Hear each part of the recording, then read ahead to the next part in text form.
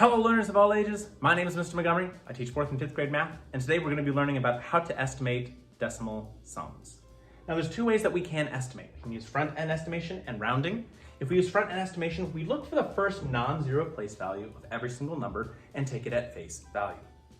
Rounding is very similar, but we take the first non-zero place value and round to that place value. We're going to be doing the same problem with both different examples.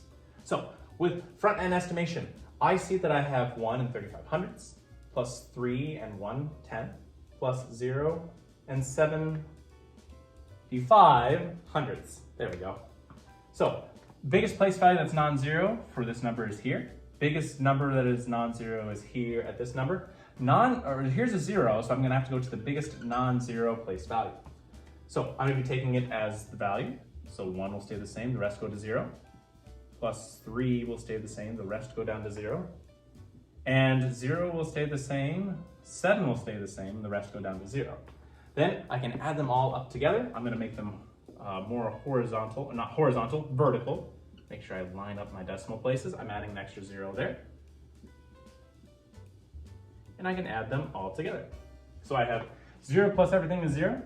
0 plus 7 is 7, and 1 plus 3 is 4. So I have 4 and 7 tenths.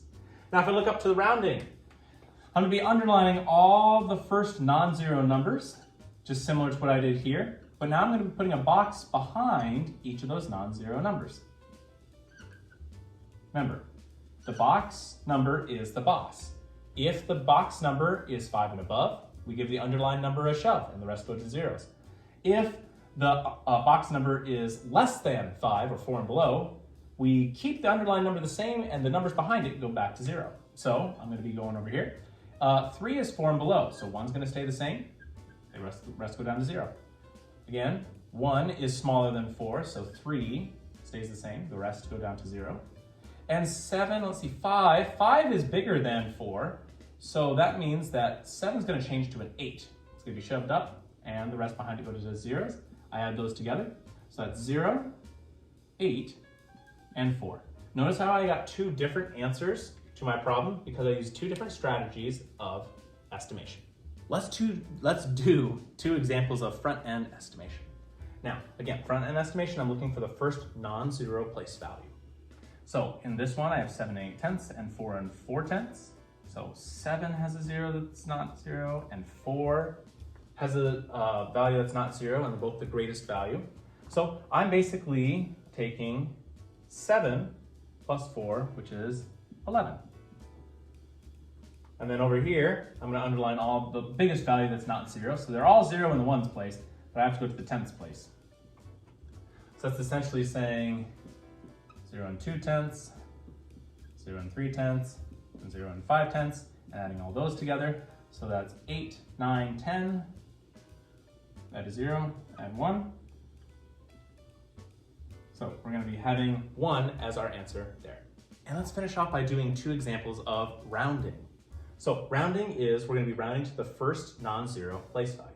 Well, the first non-zero place value here is 6, and that one's 4. I'm going to put a box around these two. And the ones that are in the boxes are the boss.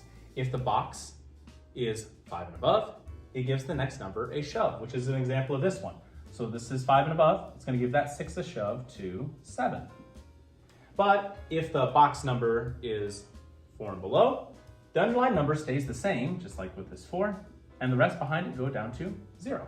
So I essentially have 7 plus 4, which is 11. Going on to over here, again, we're looking for the first non-zero place value.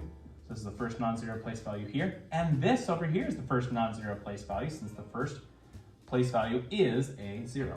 That means the 5 is going to be put in the box up here, and the 9 is going to be put in the box back there. 5 and above, we give it a shove, so that's 9 for our whole number. And we have a 0 right here.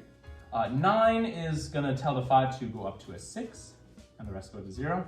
That way we can make them nice and even. And I have 0 plus 0 is 0, 0 plus 6 is 6, and 9 plus 0 is 9. So 9 and 6 tenths, or 9 and 60 hundredths is my answer for this one. All right, my 5th grade friends, if we take a look at page 169, you'll see that we're going to be doing 3 practice problems. Number 3, 8, and 9. For number 3, they want you to use front end estimation to find your answer. For number 8, they want you to use rounding to find your answer. And for number 9, they want you to use both front end and rounding to get 2 different answers. If you have any questions about estimating decimal sums, please let me know when you come to class tomorrow.